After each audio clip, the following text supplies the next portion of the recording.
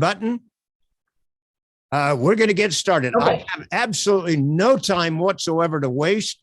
We've got 90 minutes. Okay, well, I won't probably put it in. Carol, if you'd put yourself on mute, please. Carol, can you mute? Okay, please? I gotta go, but thank you for calling me. Okay. I have absolutely got to go very quickly. I've got so much ground to cover today. I don't have a minute to waste. I'm going to get started by absolutely going through the room and asking you to introduce yourself. If you'll tell me your name and where you're from, and also what you do. And I want you to do it in 15 seconds and no more. If you take more than 15 seconds, I'm just going to cut you off. So please, I hope you'll forgive me for doing that, but we just don't have enough time to spend 1 minute each on everybody. Vanessa, I'm going to start with you. If you'll unmute yourself and tell us who you are, where you're from, and what you do. So I'm Vanessa, I'm from France originally. I live in Mexico, and right now I'm a podcaster and I do offer marketing. Very good. Thank you very much. And if you'll put yourself back on mute because of that sound. And Vicki, turn yourself off mute and tell us about you. Hi, I'm Vicki Nethling. I'm from Roswell, Georgia. I am a podcaster and I also help people speak. Wonderful. And Coach Ayana, she disappeared. We'll come back to her. Carol, your turn.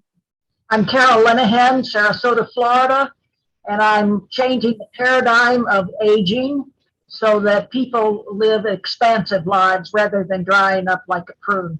Ah, wonderful. Thank you. Dr. Tiffany, you're muted. Please unmute yourself. Okay, I'm going to go on to Buck. Smith. Buck, I am in Las Vegas. go ahead, Can you Buck. hear me? I think there might be a delay. Go I'm ahead, back. Buck.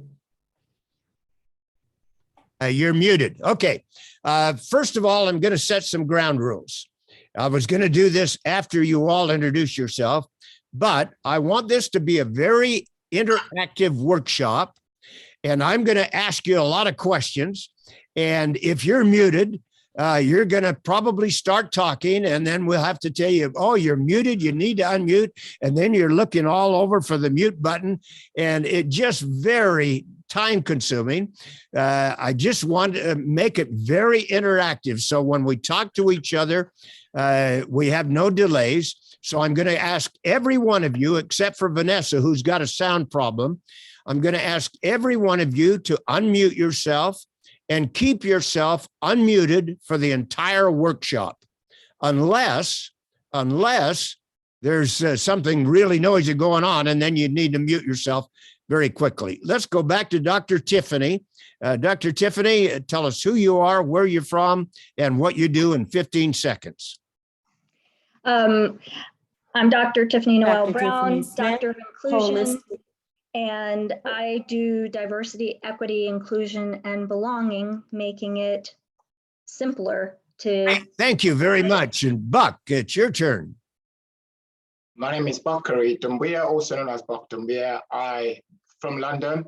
I'm a social entrepreneur. I do fashion design and I work with people around the world. Wonderful. And you're in the UK right now, right? Yes, in London. What, London. Oh, I've spent many months in London, living there for a while. Sid, it's your turn. Sid McNary. I'm from Jacksonville Beach, Florida. I'm known as the Modern Monk, and I help people find peace. Sid is a great guy. Got to know him a little bit the other day, and his beautiful wife, Liz. Your turn. Thank you, Gary. I'm Liz. I am also from Jacksonville Beach, Florida, and I work as a mental health therapist. Wonderful. Welcome. And Ace. What a great name, Ace. I'm Ace Delagosa. Can't hear you, Ace. You need to speak up.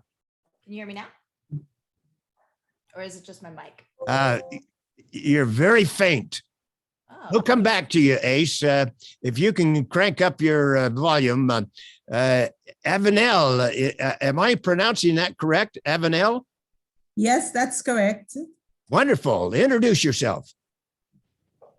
I am from St. Kitts Nevis in the Eastern Caribbean. I help boomers and ex-geners fearful of technology go from being invisible and muted online to becoming engaging and bold so they can serve more powerfully.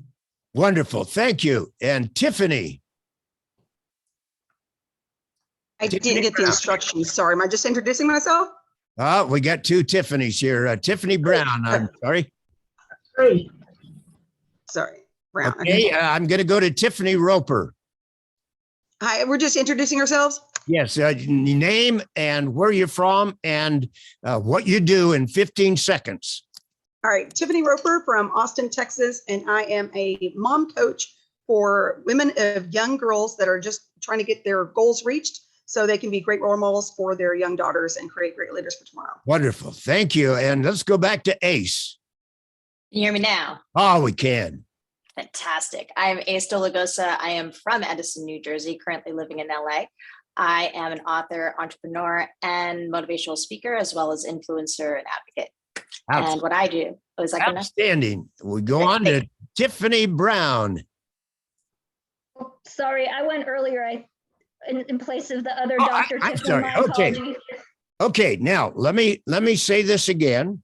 I want all of you to unmute yourselves and stay unmuted for the whole workshop so that I can ask you questions and you can immediately respond. Unless you've got something really noisy going on, then mute yourself. But I want to make this very, very interactive. I'd like you to take just a second and put your information, your name and your email address in the chat. And then I don't want you to use the chat for the rest of the entire workshop. There's nothing more disconcerting to have somebody say, Ace sends a message to Liz, says, Liz, I love your hair. Where did you get that done? And of course, Liz has got to answer her. It's rude. And they're carrying on a conversation. And I see that up on the chat box flashing back and forth. It's terribly disconcerting. So get your information in there right now and don't use the chat for the rest of the workshop. You have a question, Carol, go ahead. We have three Tiffanys, Gary. You did not have Dr. Tiffany Smith introduce herself. Oh, I'm sorry. Okay. Dr. Tiffany Smith, where are you? Go ahead. I'm Dr. Tiffany Smith. I am a psychiatric nurse practitioner in Las Vegas, Nevada. Holistic. Outstanding. Thank you very much. Okay. Thank you for keeping me on track, Carol. Now, some rules, if you will. We've got the mute button already done. I want you to ask questions. And because we have a number of people in here, I want you to raise your hand and keep it there until I answer your question. I don't want any unanswered questions when we leave each other today. I hope that you all take away some valuable information that will really help you in your business. So again, raise your hand and keep it there until I answer your question. I may finish my train of thought or whatever before I get to you, but please let's get all of your questions answered. I'm going to put some of you on the spot today. I don't want you to worry about making mistakes. I'm going to make some mistakes during this conference. Carol already told me about one. I didn't get Dr. Smith, and I'm going to make some more mistakes. The best way for anybody to learn is by making mistakes, and we're going to all make mistakes together. Go ahead, Coach Ayana. Did I miss my opportunity to intro myself?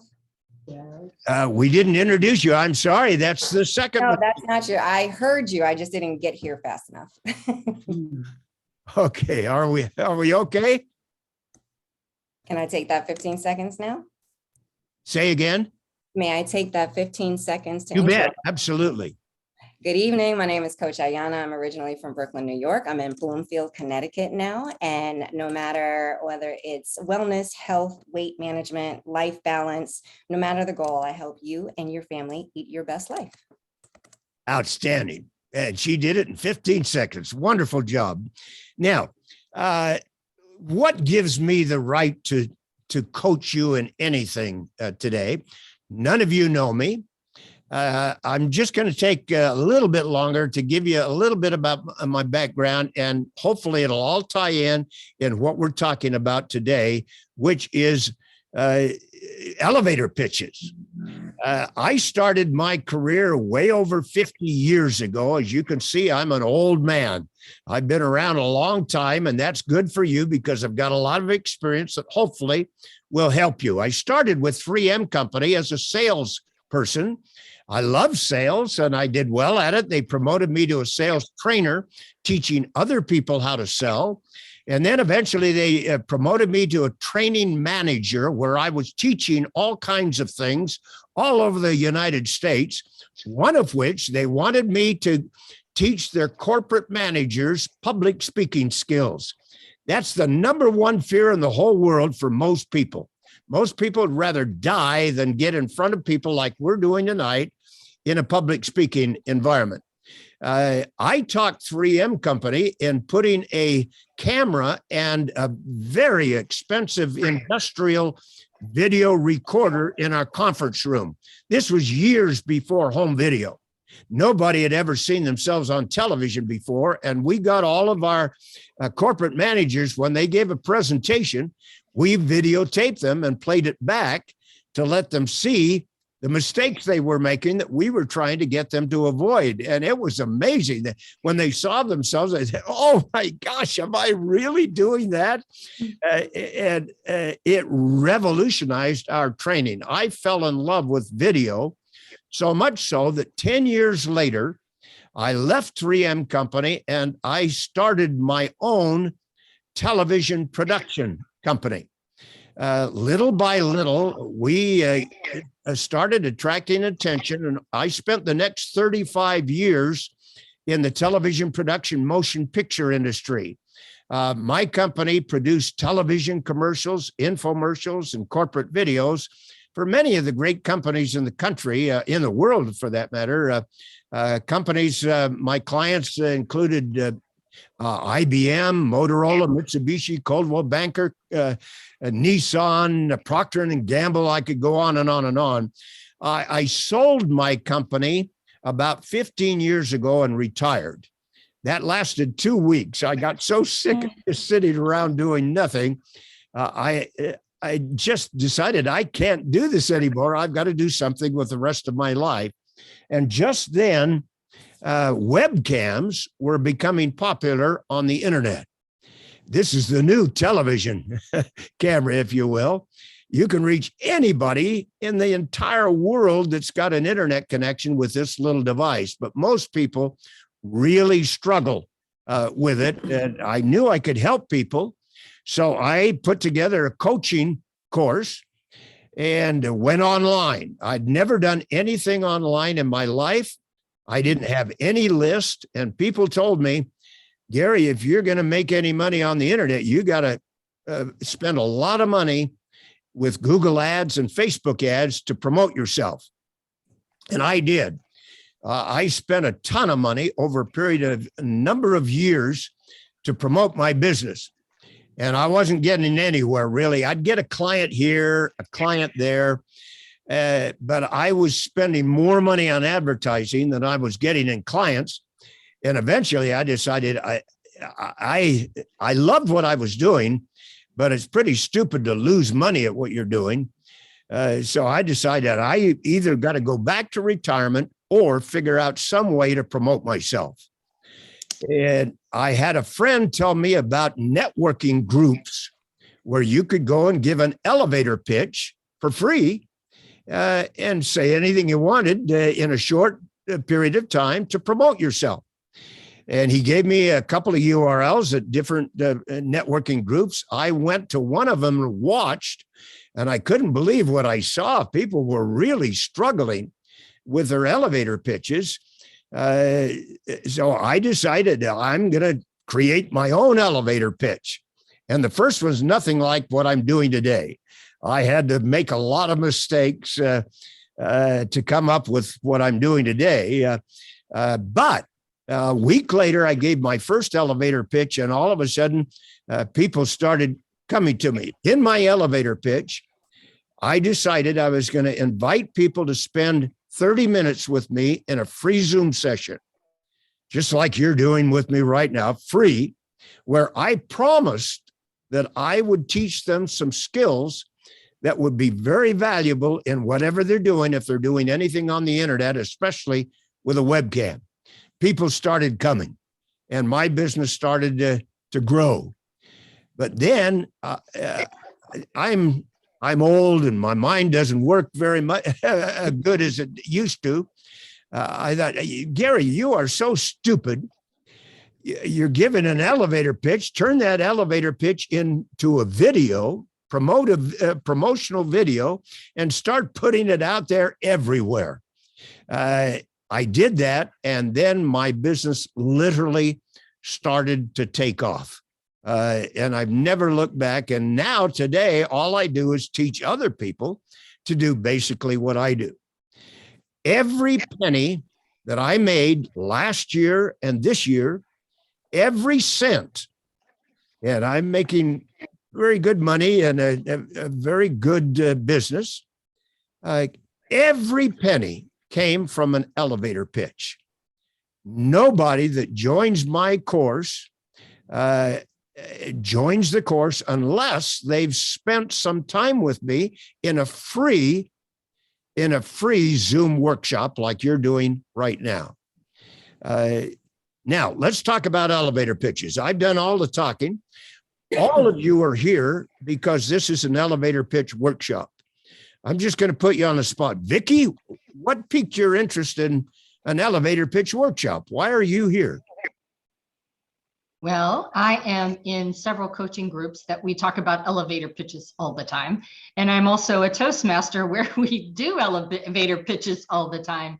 So, and I do exactly what you do. I try to help people in this virtual world be convincing and get their point across. So I was intrigued to see. Come here. It sounds like you're an expert. No, I was intrigued to see how you do this, what I could do differently. And you already have given me some great tips in just this short bit of time. Well, thank you. I'm going to ask, let me go to Liz McNary. Liz, why did you come here today?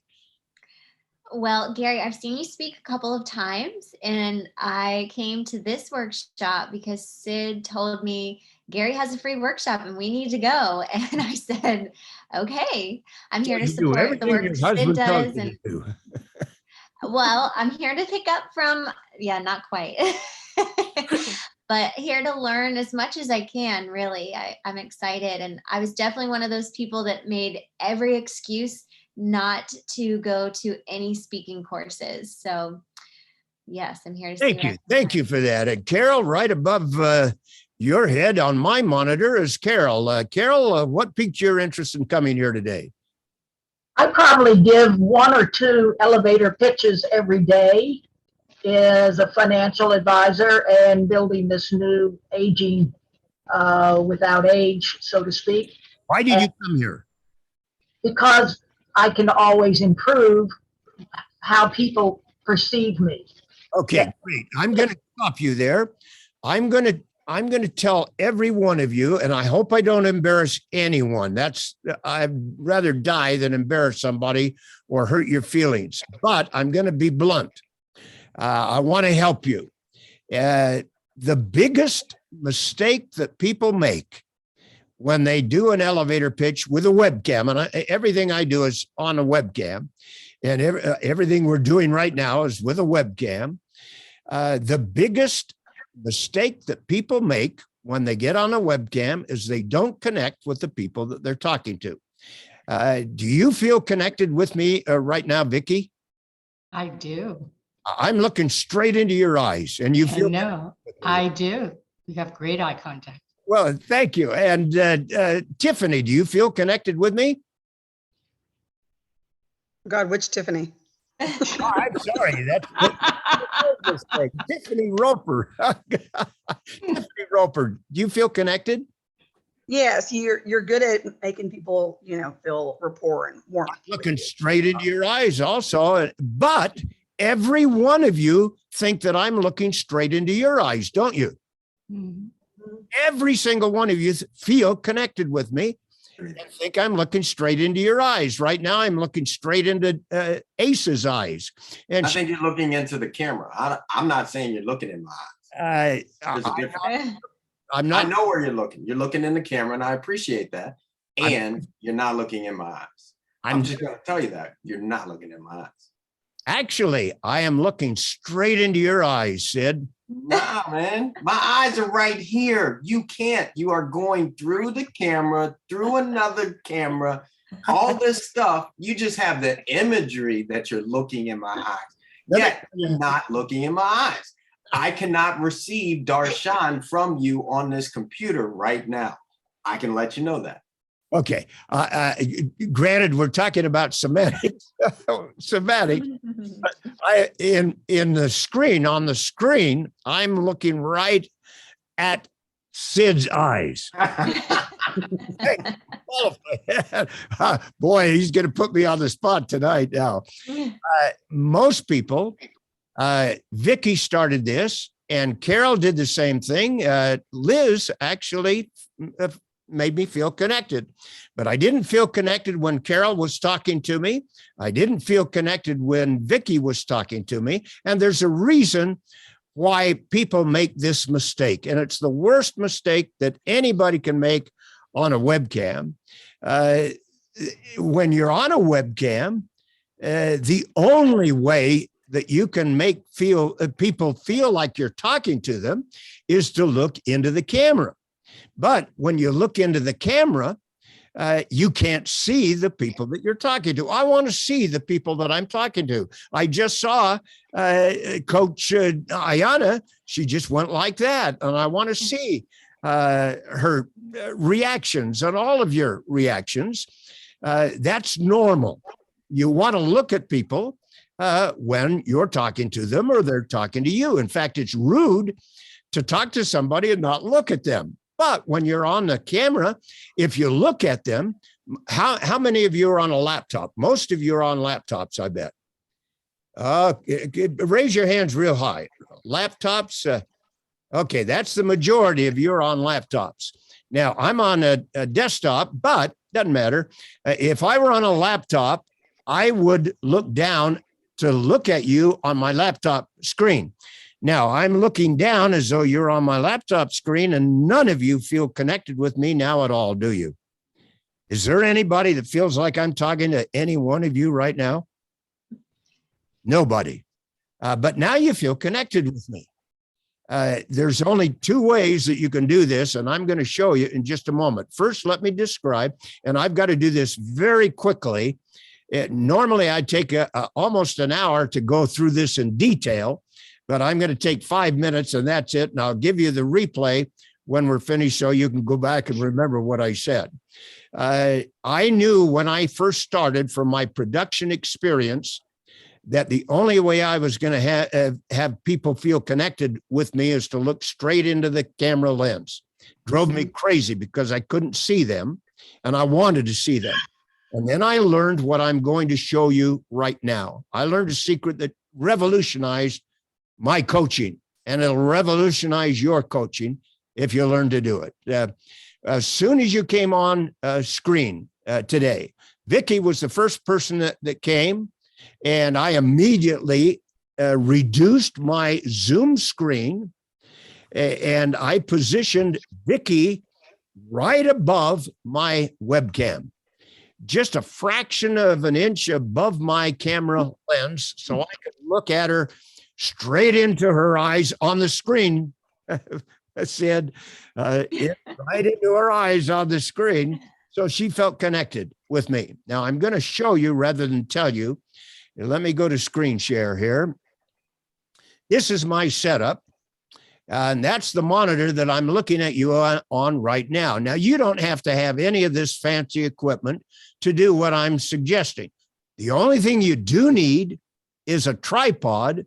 And that's a great tripod that extends up and down, and it's got a great lead base. And you need an external webcam screwed into the top of that tripod. That's all you need. Now, I'm going to go one step further here. Bear with me. There's a straight on view. Your webcam needs to be at eye level so that your eyes are connecting with the eyes of the person on the screen, Sid. So you feel connected. You can see them. They feel connected with you. Now, I mentioned I reduced the size of the Zoom screen, and this is a photograph that I took a number of years back to show you what I'm talking about. I reduced the size of the Zoom screen, and as soon as I do that, you can see all my email back there. And I positioned the person I was talking to right above my camera lens. There's my lens, and I can look straight into her eyes on the screen, and I can see every move she makes. And she feels like I'm looking straight at her, which I am, straight at her. She feels connected. I feel connected. Now, let me go one step further. Here's a much larger Zoom session. There are 20 people on this screen. In fact, there are over 100 more people on other screens. This is several months back. And you know what? There's Sid.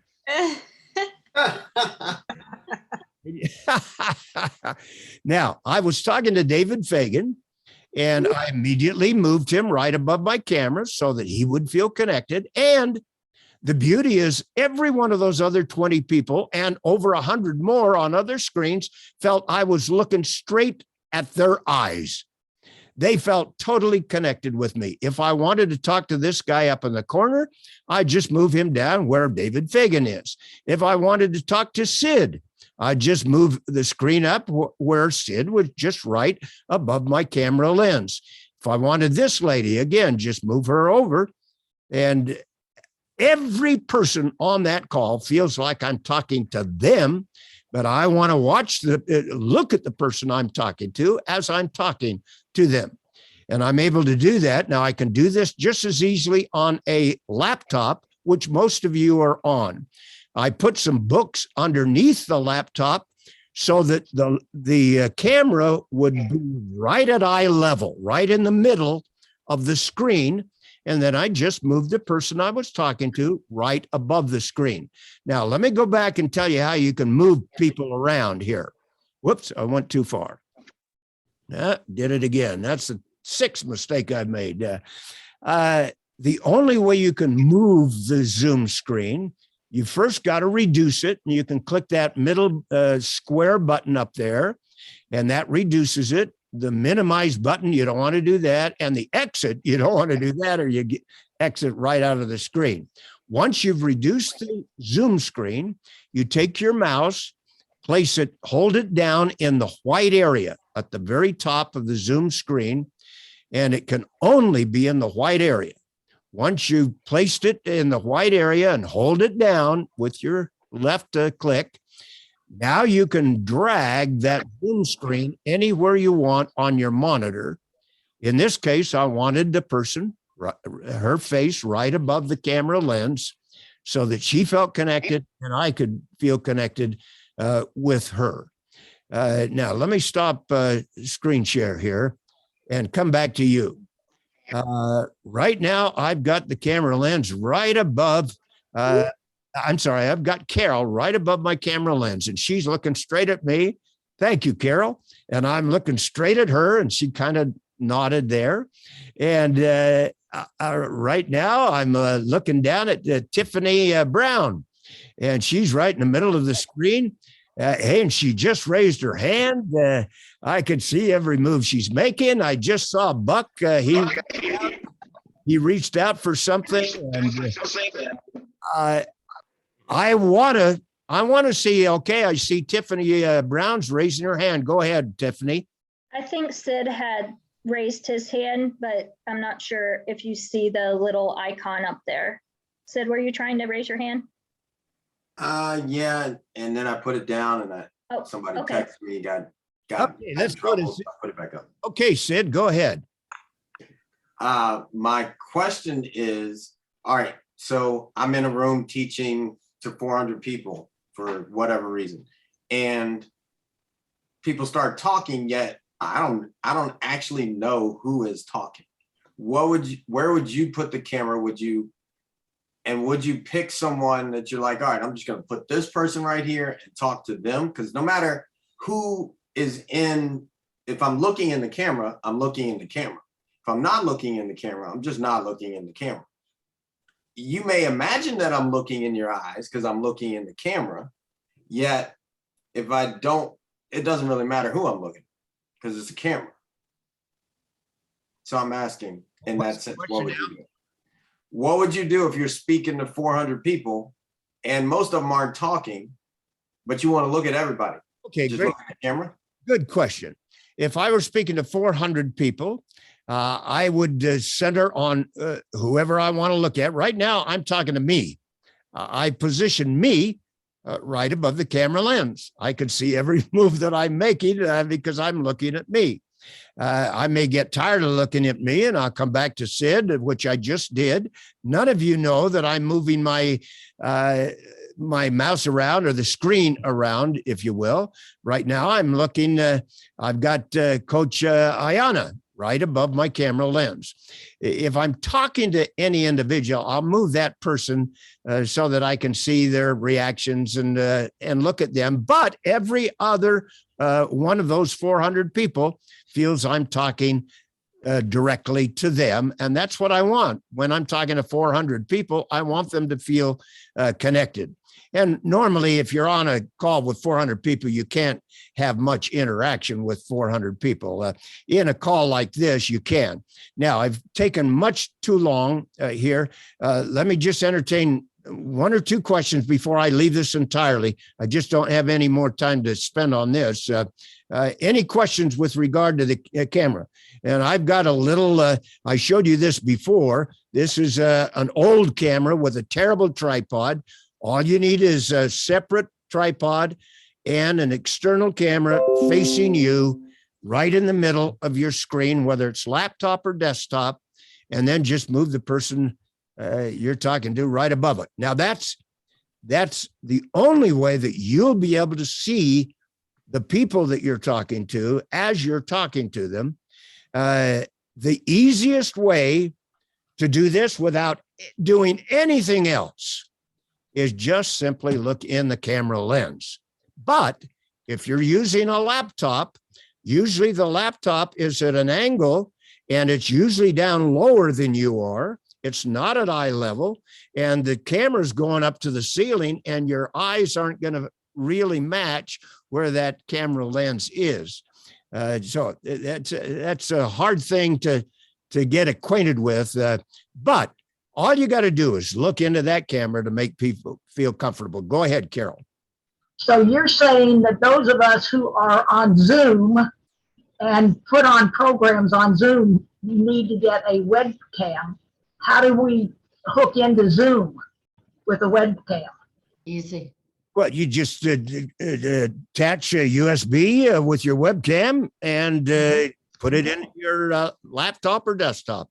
Oh, I've got a camera here, so it's not on a tripod, but. Well, the only way you can do what I'm suggesting is to have it on a tripod facing you at eye level. That's it. Okay. Okay. I know I've done this very quickly and it can be confusing.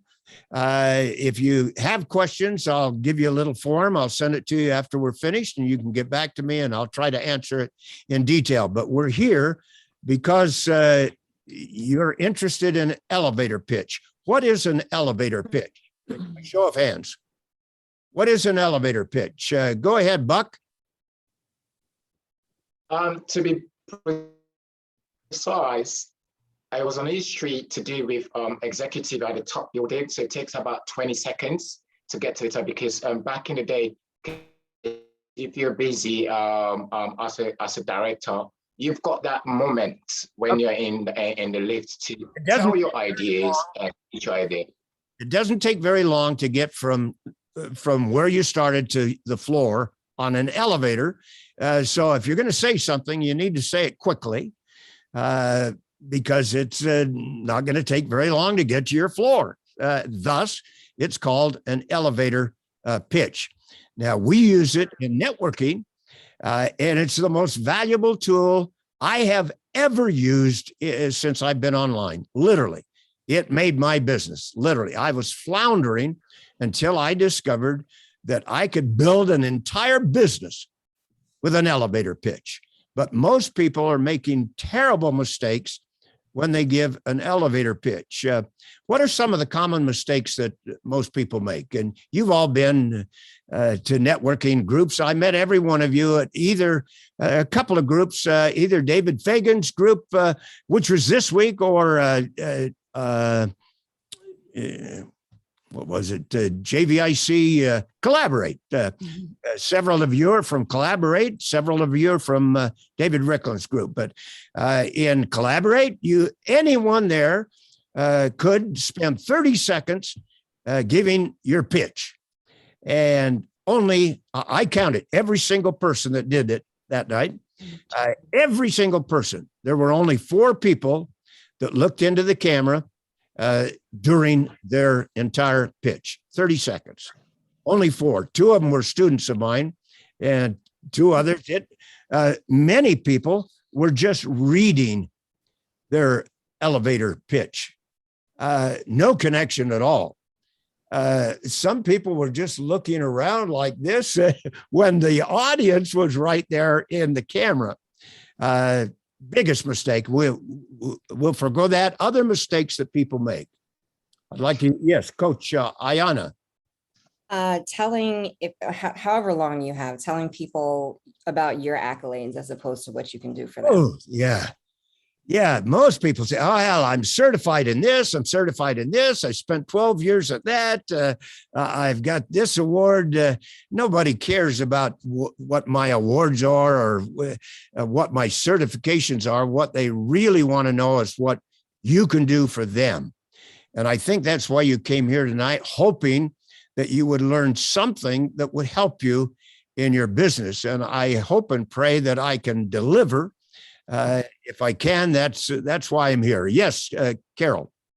They don't speak up. You don't understand anything they're saying. They don't speak up. I'm projecting much more than I normally do in a normal situation. Whenever I get on camera, I know that command attention, you've got to project and speak up. Some people just kind of talk very low and monotone, and you're never going to command any attention when you do that. Thank you for that. Thank you very much. Yes, Buck. Talking too fast and then trying to sell. Good point. Excellent. Other things that they're doing. Yes, Vicky. They don't lead with the pain or struggle that connects you to the audience. Yeah, boy, that's so important. When you're selling anything, and every one of you've got something to promote or something to sell. And most coaches hate salespeople, and they want nothing to do with sales. And unfortunately, it's part of your business. If you want to promote anything, you got to know how to get your message across. Great point, Vicky. One of the biggest ones, nobody said it yet. Okay, I'm going to throw it out. Most people that you saw on Collaborate or David Fagan's, when they get into their elevator pitch, they just kind of wing it. They don't prepare for it. They just wing it. And as a result, they flounder usually. And many of them get to a point where they just go, blah, blah, blah, blah, blah. Oh, I forgot what I was going to say.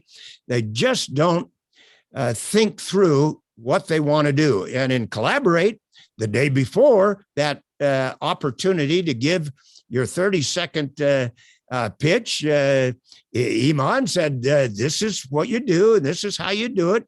You had all the rest of that day, that night, and the next day to prepare for just 30 seconds.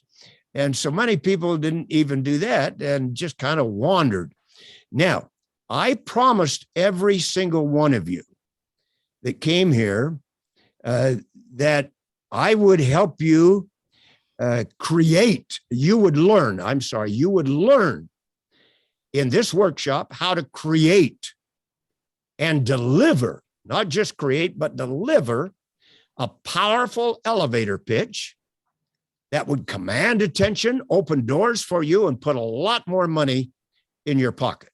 That's what I said in my elevator pitch. You've heard it before. I thought that through very, very carefully over a period of 2 or 3 days before I first gave my pitch. I'm going to help you right now. And you can take some notes if you want to, but this is being recorded and I'll send it to you. So you've got it all and you don't need to take notes unless you want to. First thing you need to do in creating your elevator pitch, determine who is your target audience that you want to talk to. Who's your target audience? Let me just ask you, Liz, when you're promoting whatever you're promoting, who's your target audience? Well, it depends what I'm promoting. The example that comes to mind, I have a talk that I'm going to be delivering to teachers coming up in August. So it would be for teachers. It's for speakers? Teachers. Oh, teachers. I'm sorry. Educators. Turn my hearing aids up. Teachers. So you need to determine who your target audience is. My target audience for my elevator pitch that brought all of you here is you. Literally, every one of you. My target audience are people that promote a service, a product, or a course on the internet. And that's virtually all of you. You're my target audience. Now, when I started my elevator pitch, I made a statement, and I think it was Vicky that brought this one up. Maybe it's Coach Ayana. I painted a bleak picture, a problem. I said, most of you really struggle when it comes to giving an elevator pitch. Now, why would I say that? With the pain. You're leading with the pain, the problem that they're experiencing. It's a problem that virtually almost every single person in the room I knew had. And they knew it. They know that they struggle. And as soon as you bring up a problem that is relevant to the people that you're talking to, it hits a nerve. And that's a great way to sell anything. First, identify the problem, and then we want to come up with a solution to the problem. Now, the first thing out of my mouth was most of you really struggle with your elevator pitch. And hopefully that hit a nerve. That's why I'm conducting a free, that's a powerful word, a free elevator pitch where you will learn how to create and deliver a powerful elevator pitch that will command attention, open doors for you, and put a lot more money in your pocket. What I said in my elevator pitch. First word, after the problem, I'm going to conduct a free elevator pitch. Free is a magic word. I dare say that if I had said, I'm conducting an elevator pitch where you will learn how to create and deliver, just said all the rest of the words, it's only $175. I dare say that probably none of you would be here right now. Maybe 1, 2 persons, maybe. But I don't think most of you would be here if I had said, it's only $175 and it can change your life. It can change your business. I don't have the right to say that. I haven't said anything that would earn your business. In 60 seconds, in a 60-second elevator pitch, I don't have the right to close you right then and there. That would be very imprudent of me. So I invited you to a free elevator pitch workshop. And I told you what it would do. And then I said, this is something that anybody can do with the proper direction. And then I went into my old tagline, Speaking of directing, I've directed a lot of Hollywood stars in my career, including Academy Award winning actor Charlton Heston. And then I say, if I can direct Moses, I can direct Claire Lemon with her elevator pitch. I say that at every elevator pitch I give. Now, why would I say something like that? Adds credibility. It adds credibility. What do you mean credibility, Vicki? Which shows that you are somebody that was trusted by somebody that maybe we admire or that we have seen did what we are trying to do. Okay. Well, if this guy's directed Charlton Heston, who won the Best Actor How bad could he be? Academy Award for Ben-Hur, and he played El Cid and Michelangelo. I mean, he's done everything. If the guy can direct Moses, maybe he can direct Tiffany Roper. Vicki said it gives a little credibility, but it also allows some laughter, and people get a kick out of that. If you can have fun in your elevator pitch and not waste any time, I'm going to use a platform of 60 seconds. Although you can go to networking events where it's 30 seconds. When you go into breakout rooms, now you've got 2, 3, 4, 5 minutes. I mean, that's all the time in the world. But let's use as a baseline today, 60 seconds in creating your elevator pitch. First thing, identify your target audience. Second, what is your ultimate objective with your elevator pitch? Why are you giving the elevator pitch? What's your objective? My objective was to get you here today to this free elevator pitch workshop. That was my only sole objective. And every word that I created for my elevator pitch needed to bring you here to this workshop. Anything else would be really a waste. So you've got to think this thing really carefully. Think it through. Your objective. Again, my objective was to get you here today. Now, I'm just going to put a couple of you on the spot here, and let me go to screen share. I've got a wheel with all of your names on it, and I'm just going to spin it, and we'll see who it lands on. I know your heart's beating here. Oh, boy. All right. Well, you're all clapping. He hasn't done anything yet. Okay, Sid. I'd like you, if you would be so kind, and don't worry about making a mistake. Everybody's going to make mistakes here.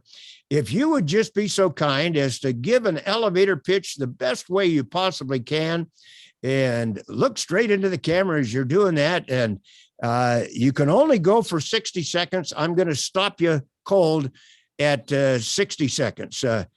So whenever you're ready, take it away. I'm sorry. Let me get my stopwatch. Yeah. Okay. Whenever you're ready, Sid. We live in a world that's full of fear. Everyone's looking for how to open up their hearts and live from a place of abundance, but no one really knows how. And so what I'd like to help you do is find that place that connects you to peace, that gives you access to everything that God intends for you. So let's have it. Whenever you want to get connected, I'm here to help you find peace. That's it. What I go with. You did a good job. You did a wonderful job. Okay, I'm going to go back and we'll come back to Sid here. What a win, though. What a win. In just a moment, let's spin the wheel one more time. We'll get one more person. Thank you very much, Sid. You did a great job. All right, Tiffany Roper. Okay, Tiffany. I'm still waiting to see who we win. There she is. I'm with Sid. We're going to ask you to do exactly what Sid did. Just look straight into that camera and give us the best elevator pitch you can in no more than 60 seconds. Here we go, whenever you're ready. Okay. If you are an overwhelmed and exhausted mom that is ready to find a better way and haven't put yourself on your own to-do list, I am here to help you find that better way. So I'm looking for moms, and I'm wanting to help moms of young girls learn how to hit their goals in order to be the best role models they can be and live a life with purpose. And so they can then role model their best selves to their young daughters and create the great female leaders that we need for tomorrow. All right. Good job. You folks, you actually ruined the point that I wanted to make in putting both of you up here. Whenever I do this, most people flounder all over the place, and they'll get maybe 20 seconds and then say, oh, I can't think of it, or they stumble because they're not prepared. Nobody knew that I was going to do this, and bless your heart, Sid and Tiffany, I put you on the spot and you did a magnificent job. Did you think that you were going to give an elevator pitch here, Sid or Tiffany? I mean, I figured at some point. At some point. Well, then they prepared and they did a great job. Now, let's go back to the elevator pitch, creating your elevator pitch. When you put those words together, this is critical. You've got a maximum of 145 words. That's at a normal pace. If you're a very slow talker, maybe it's only 50 words, and you're going to put people to sleep if you do that. You want to go at a good pace, and that's a maximum of 145 words. Write your words and then start reading them at a normal pace, and get your smartphone out and time it. And most likely you're going to go over 145 words, and you need to cut it down. I would cut it down to 140 words. Give yourself 5 seconds leeway there. Don't push yourself all the way to the limit. Give yourself just a little room for good pauses to get some real powerful inflection and impact in there. 145 words maximum. Now, you've got to really select those words carefully. What you've got to do in 145 words in 60 seconds is come up with a irresistible offer why they should do what you want them to do. In my case, I want you to come to a free Zoom session that I'm offering. This one is on elevator pitches. I give 2 other ones, but this one is elevator pitch. But whatever you want them to do, you need to come up with an irresistible offer in doing whatever it is you're asking them to do. You've got to separate yourself in that 60 seconds from everybody else in the room, really, with the words that you say. Those words have got to have impact. Yes, Sid. So I get this for like a program or coaching. In this moment, I'm working on 2 elevator pitches at the same time. So if I'm pitching a movie, I've never been stumped in my head. Right now, I feel stumped in my head. Where would I go with this for a movie? Where would you go to do what? For to create this elevator pitch. To create the elevator pitch? Well, like if I say, okay, I'm going, because I've got to do this. I'm going to talk to film producers, Sony or whatever, and entertainment centers. So, yeah, I mean, hey, let me answer that question for you.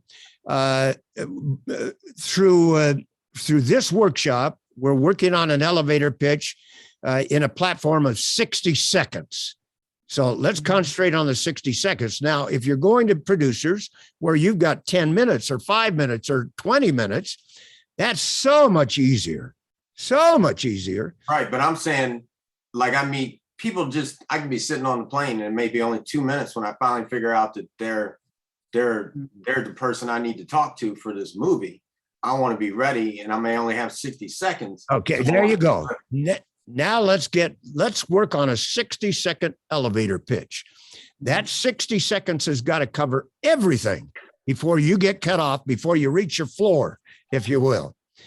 So you got to think of creative words. What can I say that will excite producers to want to spend more time with me, to schedule an appointment with me, to schedule a free Zoom, whatever your objective is that you want them to do? You've got to create 145 words that you think is powerful and covers what you want them to do in your ultimate objective.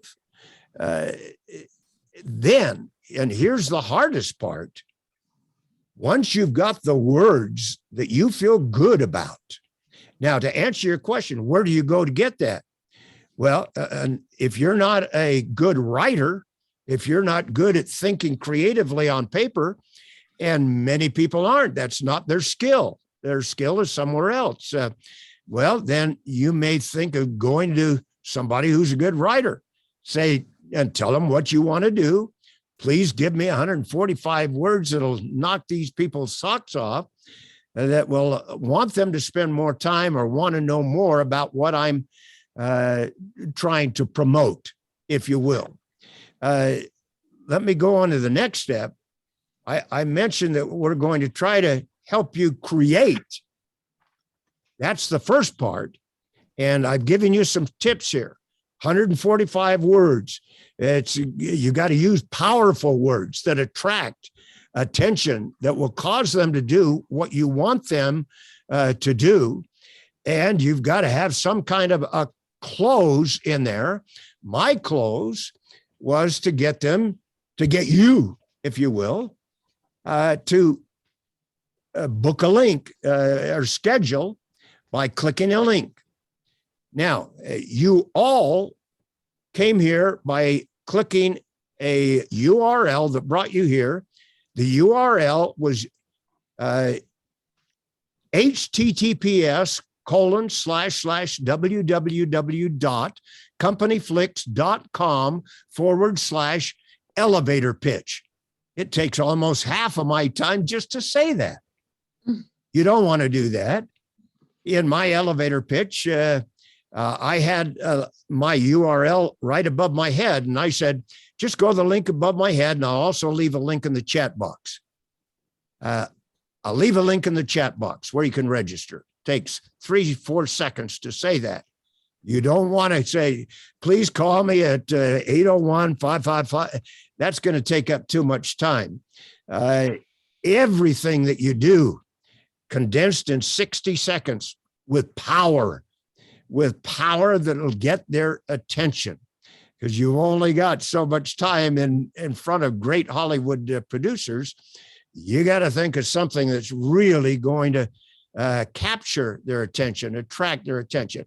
And what I'm saying to Sid is exactly the same as whatever your course is, whatever your product is, whatever your service is. The principles are exactly the same. You got to come up with something revolutionary, if you will, something that will attract their attention, an irresistible offer in that 60-second pitch. Otherwise, you're just like everybody else giving their elevator pitch. And after you've got the words down, after you've got the words, now comes the hardest part of all. Can anybody tell me what it is? Actually doing it.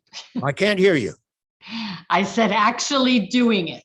Oh, doing it. Okay, you got it, Vicki. Now, once you've created your elevator pitch, now you've got to deliver it. And that's where it really gets tricky. Most people are scared to death to get in front of any kind of a group. That's the worst fear in the world for most people. You all know that. public speaking. And that's what you're doing when you're giving an elevator pitch. So you've got to follow the skills inherent in public speaking. And there are many of them. Eye contact is critical in public speaking, and it's even more critical when you're on a webcam. That's the only way you're going to connect with the people you're talking to. If I can teach you only one thing tonight, today, wherever you are, tonight over in London where Buck is, if I can teach you anything, it's to have contact through your eyes when you're on the webcam. And again, if you don't want to do what I suggested there, all you got to do is get your eyes fixed right at the camera lens. And it's got to be at eye level. If the camera's going up there, your eyes are going to look funny and you won't feel connected that way. But that's one, but that's only one. What are some of the other skills that, well, you've already mentioned them. They don't project. They mumble. There's no inflection, projection, inflection, enthusiasm. Most people are just dead when they talk. They just, in fact, I'm going to read, this is a script that one of my students just finished in my course. Let me just read you the first sentence here. Women in healthcare are in trouble and need help. Studies show that women are suffering burnout and stress at incredibly high levels. Those are her words. And those are good words. Women in healthcare. She's got a PhD in healthcare, but she doesn't really know how to make those words come alive. Women in healthcare are in trouble and need help. Studies show that women are suffering burnout and stress at incredibly high levels. Now, your job is to make those words come alive through projection, inflection, enthusiasm. Women in healthcare are in trouble and need help. Studies show that women are suffering burnout and stress at incredibly high rates. I mean, we're seeing that on the news all the time right now, aren't we? Yeah. I mean, people are suffering from burnout, but she's saying people in healthcare are in trouble and need help. You've got to make those words come alive with your voice through projection, inflection, and enthusiasm. Any one of you can do that unless you have some physical problem. Any one of you can do that. And in my course, I teach people how to, well, I work with them and help them create their elevator pitch. And once we've got exactly what that student wants and feels, oh, this is perfect. Now, the next step is how to deliver it. And we teach them these skills and get them in front of the camera. Oh, I can't do that. That's not me. I'm not that. I don't think I can do that. But they do. At the end of the course, they're doing it. You just have to work with them doing something that's out of their comfort level. And every one of you can do that. Literally can do that. Even though you're not used to it and you don't think you could do it. You can make those words come alive, and pretty soon people are going to say, Tiffany Roper is what's happened to her? She seems totally different than she was last week. Make your words come alive through projection, inflection, enthusiasm, eye contact, gestures. There are so many different skills.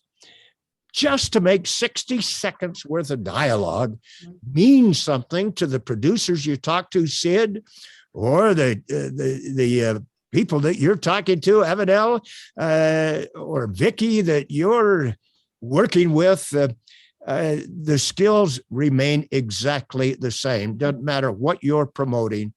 Let me stop here and give you a chance to ask questions before I say anything else. And I apologize for talking so quickly and taking most of the time in our workshops. We really get involved, but unfortunately there's not enough time to do that here. But let me answer any questions that you may ask. Time is yours. Boy, this is the quietest group I think I have ever seen. So can Yes, I Liz. ask well, I'm gonna let Liz go. Go ahead. Go ahead, Liz. She had her hand up. Hey, I'm the rule follower. My question is back to Sid's question. So he was asking about, like, when you had said step 2 is what is the objective? So is it true that you're saying sometimes the objective is to get more time with someone? Well, that depends on your objective. If I want to spend more time with an individual, I would ask a closing question. Do you have a few minutes I can spend with you to tell you about my new movie, Sid? Or after you've said something that hopefully is revolutionary, sounds revolutionary, and is impressive, now you've got to close in some way. There are many, many ways of doing that. Just asking a simple question. Do you have a few minutes I can tell you about my new super duper movie? And you're going to have a yes or a no, or well, I've got 20 minutes or 10 minutes, or no, I've got to be at may I give you a call and set up an appointment with you? It's very simple, but you need to earn the right to ask that question. And that's through your elevator pitch. That's through what you're going to say. And you want to impress whoever you're talking to. Did that answer the question, Liz? Yes, thank you. Okay. Sid, you had a question also. Vanessa has a question. Okay, other questions? And I unmute myself. So how do you find your power? I know everybody's different, but when you say we have to use power in the pitch, how do you find that? I didn't understand part of that. How do you find your power in the pitch, like your power voice? How do I find the power when I teach? How do you find the power in your voice? Oh, in your voice. Oh, that's through practice, through projection, inflection, and enthusiasm. Those are the three big ones. In fact, I'm just going to give you an example. Years ago, I wasn't going to do this, but I'll do it very quickly because it relates to your answer. Years ago, I did some radio announcing. I did a commercial for Carling Black Label beer. I've never had a drink of beer in my whole life. And people said, how can you give a commercial if you don't drink beer? I said, well, they pay me. That's my job at the station. I got to make the words come alive. Let me give you just a little bit here. Happy holidays ahead. Days of hospitality, friendliness, and the welcome refreshment of Carling Black Label beer. People like light, sparkling, clear Black Label. Black Label is now America's 5th largest brewer, up from 62nd place in just 10 years. Won't you try a nationally famous Black Label? It's fun to serve, a pleasure to enjoy. Sold everywhere at the friendly local price. Join in the cheerful call. Mabel Black Label. Now that's the way I would talk if I were on the radio giving a radio commercial. But if I were seated next to you, Liz, or Vanessa, or Carol, I'm going to tone down my energy level, my enthusiasm, and my projection. I'm going to talk to you like this. Carol, this is the way I would normally talk if we were seated next to each other. But if I conducted this workshop in this normal voice, I think you would probably get very tired of me and probably turn me off. Is there anything wrong with my voice right now? You're fine.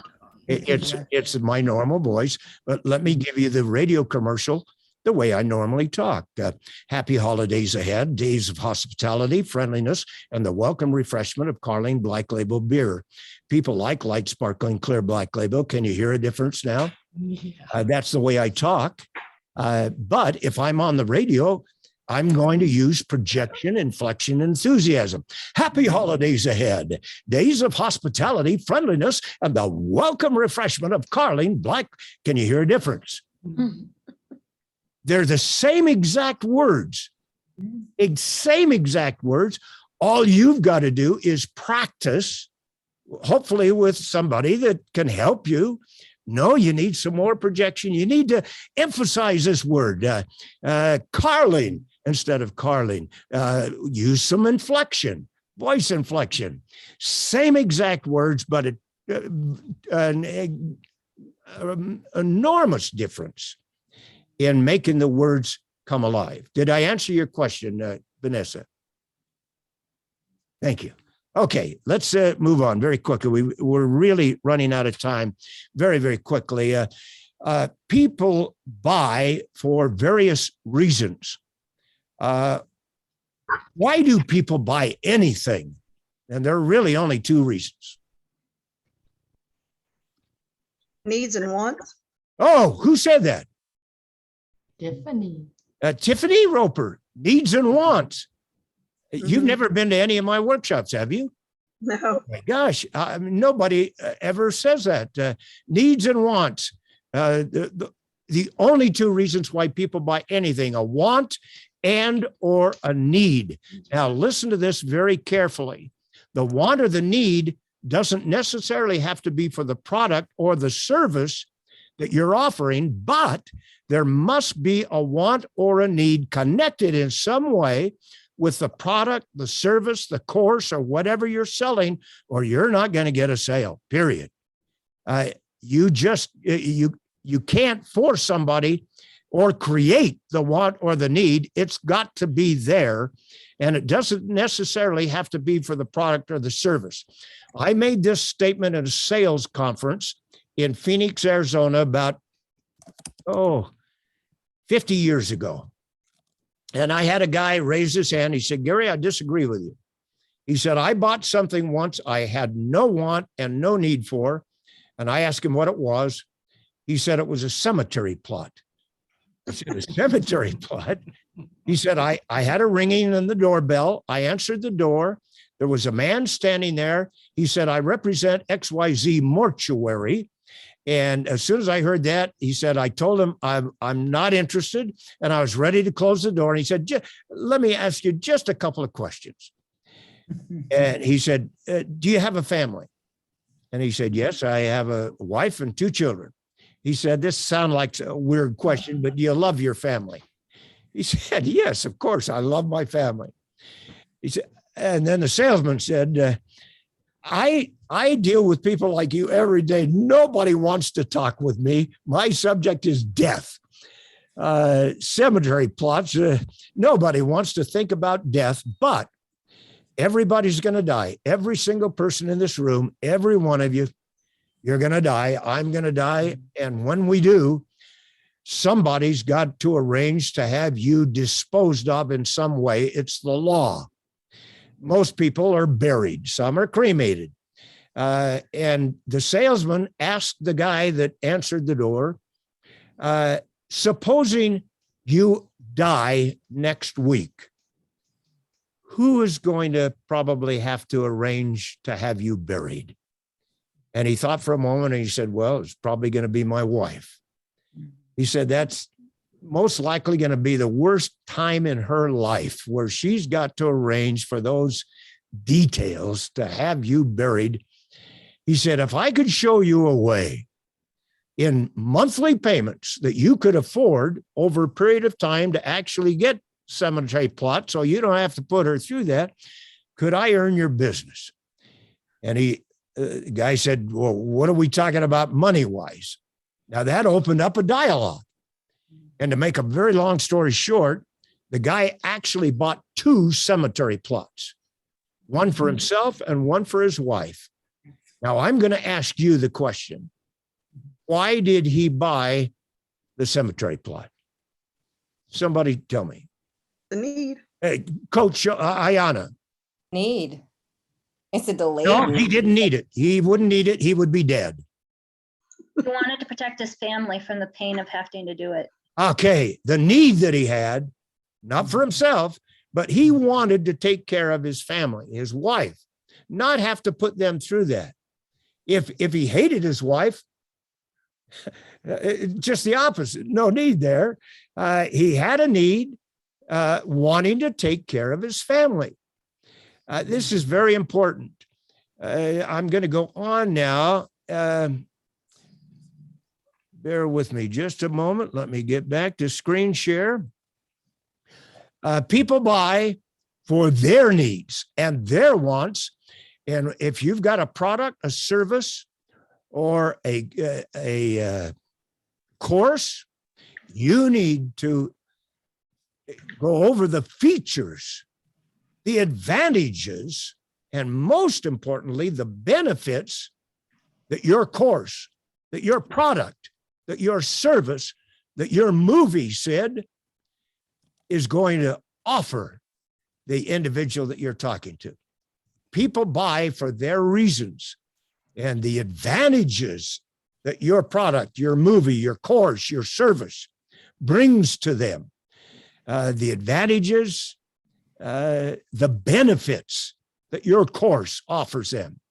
I told you that what I'm going to try to teach you in this very limited time, we're going to try to help you create your own elevator pitch. Hopefully you've got the basics now, and you know what you need to do, the basics to create an elevator pitch, and the basics then to deliver the elevator pitch. Now, the same thing applies with whatever your subject is. Your movie can do certain things for those producers. Your course, your product, your service, those features, advantages, and benefits involved in your course are the things that they need to hear about. That is just so critical. I've invited you here today for many reasons. The first one is to help you in some manner. If I can do that, I've found that people are 10 times more willing to become a member of my course, purchase my course, than they were if I did nothing for them. And now I want you to think about what your course, your service, your movie, what it can do for the people that you're talking to. And then invite them to spend a few minutes with you in a free, quote, Zoom session or a telephone call or whatever your objective is. If they can get to know you and your teaching style, your course, what benefits there might be for you in that course, it can literally revolutionize your business. I have never found anything that can touch what I'm suggesting now. And now I'm teaching my students how to take their course, whatever their subject is, create an elevator pitch. And then we take the elevator pitch and just change maybe 2-3 words in it and make a promotional video out of that with cutaway shots that really make it a, quote, Hollywood type production that they can now get to 10 times, 1,000,000 times more people than just people in a live elevator pitch.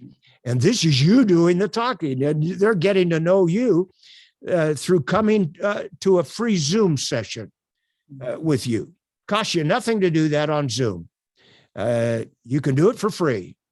You can record and send it up to YouTube, and they'll store it for free. You can give it to your clients for free. It doesn't cost you anything, and it's worth its weight in gold to your clients. Now, we're getting close to the end of time. Let me stop and give you a chance to ask questions before we leave each other. Yes, Coach. So my ideal client is always the same. Would you change your elevator pitch based on the audience other than inflection or, any change in your voice? Like, would you ever change the words themselves? What's your ideal client? Typically moms. Moms, okay. Women with families. How can you help that? Do you have a course? Yeah, I have a couple. Okay.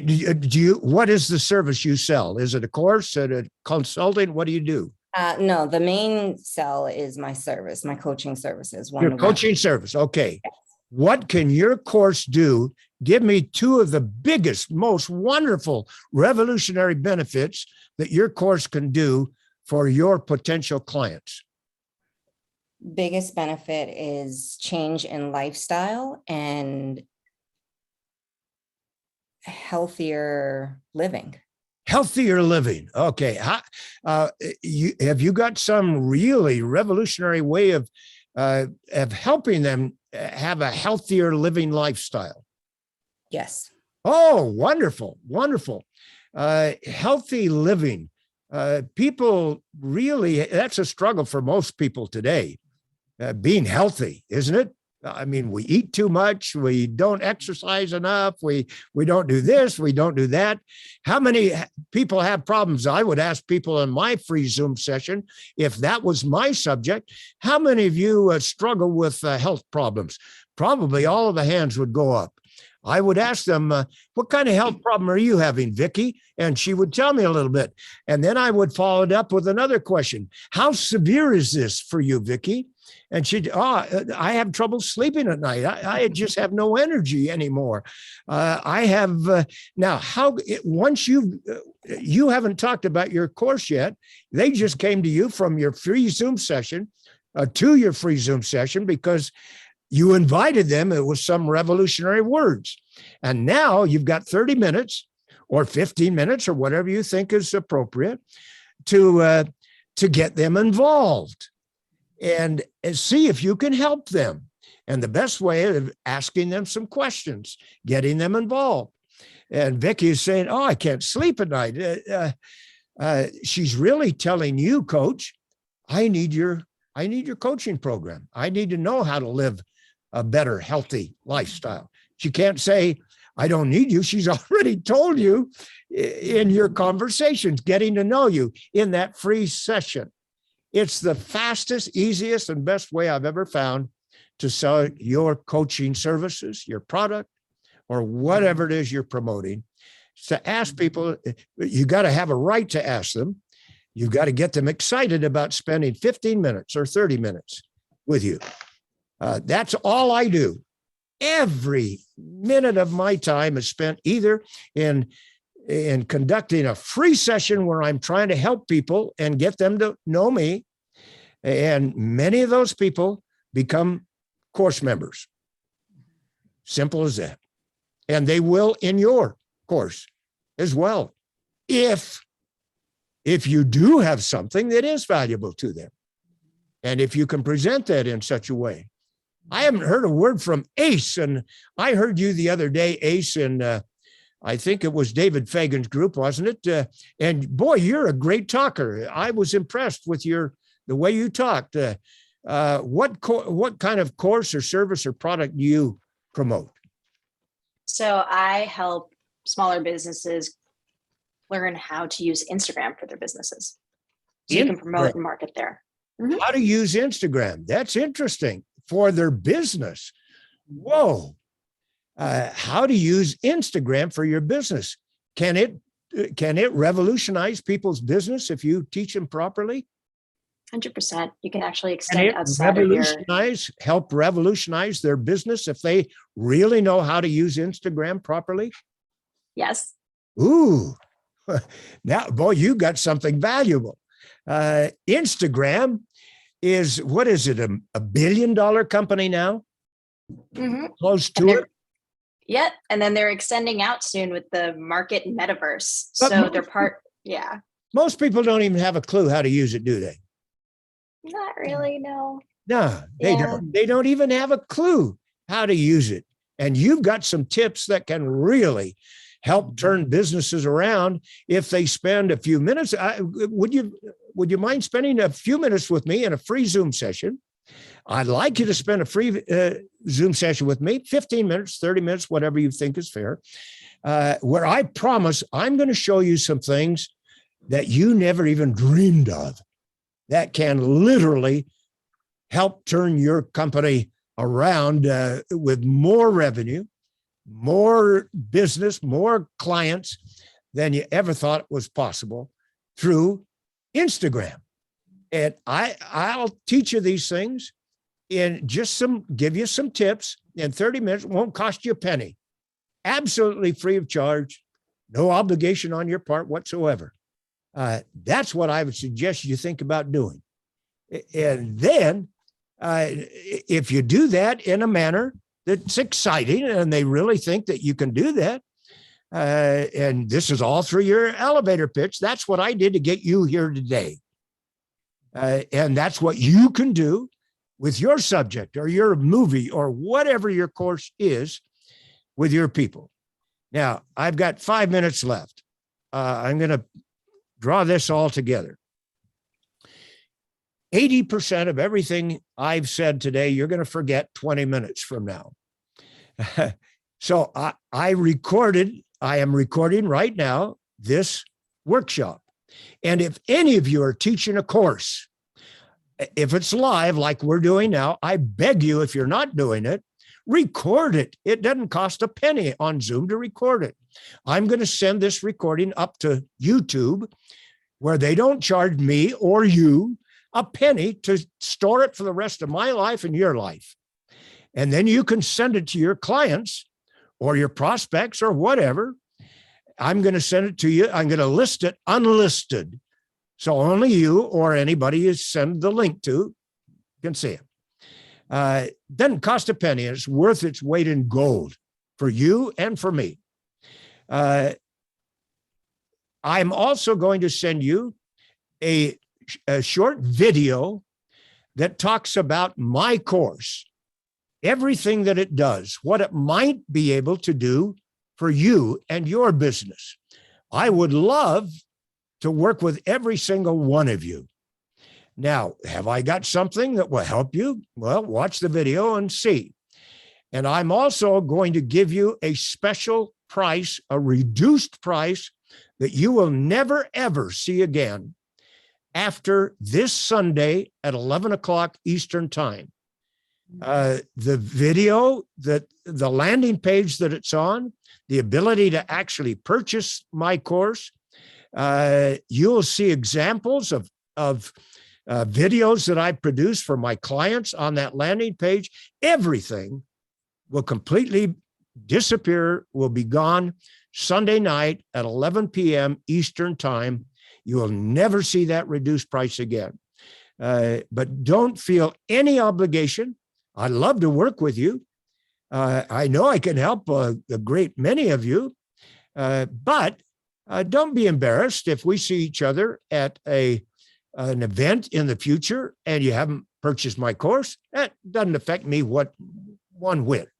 Literally, I've become great friends with people years back that have never bought a course from me, but we've gotten to know each other on the internet through a free Zoom session. I love what I do. I love working with people and helping them. And I hope and I pray that you've learned something this afternoon that will help you in your business. And my heart goes out to Sid and who was I can't even remember now. I put a couple of you on the spot. I told you I'm getting old now. I put some of you on the spot. I hope I didn't embarrass anyone here tonight. That certainly was not my intent, but to help you. If you made a mistake, don't worry about the mistake. I made a bunch of them. You all know the ones that I've made. Thank you from the bottom of my heart. Oh, one last thing. On the bottom of that landing page, there's a form just like you use to schedule this free Zoom session. There's a form. If you've got any questions, just schedule time with me. It's free. I'm more than happy to answer the questions that we didn't get a chance or you might have been embarrassed to ask in this session, or you didn't want to take the time because it was just specifically concerning your product, service, or course.